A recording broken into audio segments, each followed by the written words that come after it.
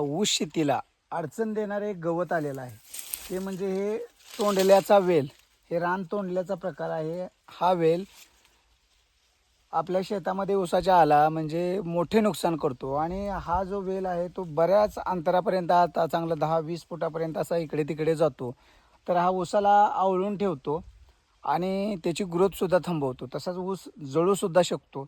आणि याची जी मुळे आहे ते प्रत्येक, आता बघा, हे जर असा जमिनीवर असा जर या अशा लेवलमध्ये पडला तर प्रत्येक पानानुसार याला मुळ्या फुटतात आणि जमिनीला चिटकून राहतात.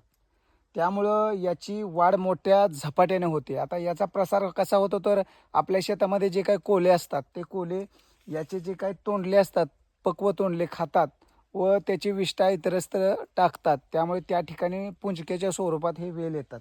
त्यामुळे झपाट्याने याचा प्रसार होत आहे. तर याच्यावर 2,4-D मारल्यानंतर ते कंट्रोलमध्ये येऊ शकतं.